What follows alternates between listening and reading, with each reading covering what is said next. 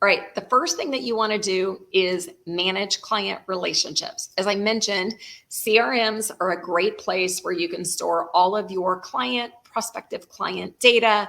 You can track, where they're at in their buying cycle. It's also a way to track resource and referral partners, but you need to have some way that you are managing client relationships.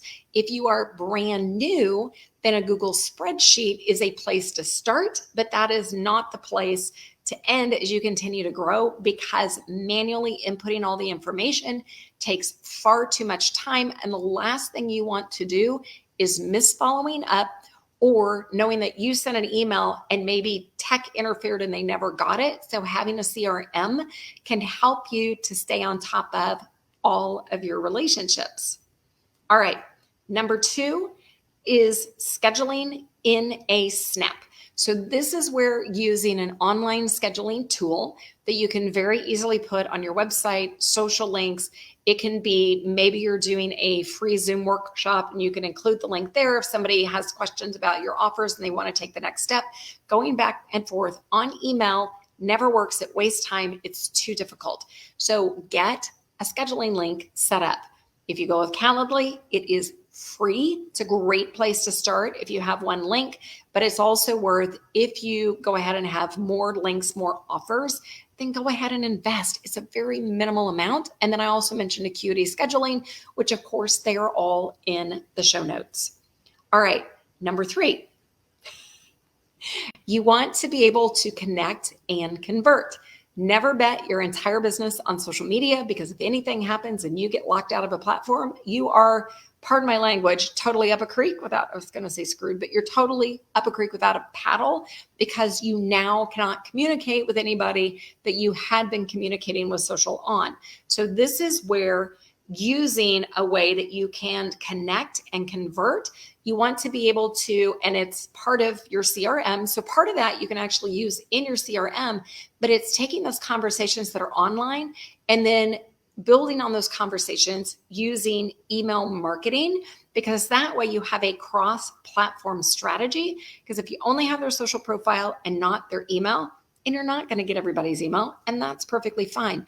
But these are for people that see that you're an expert who can add value, and they said, yes, I want to be on your list. So that means you've got to be careful with the information that you're sending out, so it is value added. And when you're ready to make an offer, if they have gotten through their buying stages and they're ready to make a decision, then it's going to be easier to convert them through a client. And it's also going to help with the onboarding process to make that so much smoother.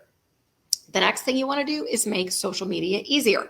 So if you're only posting on one platform, you still have to check the analytics on that platform. You can't just post and hope that something's there. You always have to check analytics to see what content works and what doesn't.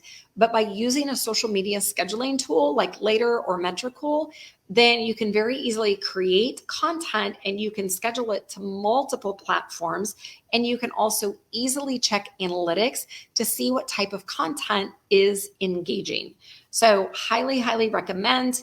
And then finally, for your business foundations with technology, is how to get paid quicker. So that's setting up. The recommendations I have are either Stripe or PayPal. I personally use Stripe because it integrates with FG Funnels. But if you're taking recurring payments, this is a great way that you can get an invoice sent and you can have monthly payments done, but it just makes it easier. So as you're looking at technology, as I said, there's always going to be a learning curve in the process, but think about your end user experience. What's it like to work with you? How easy is it to schedule a call with you? How easy it is when somebody says yes, what's the onboarding process and how are you delivering your courses? These foundations, these tech tools can help you do just that.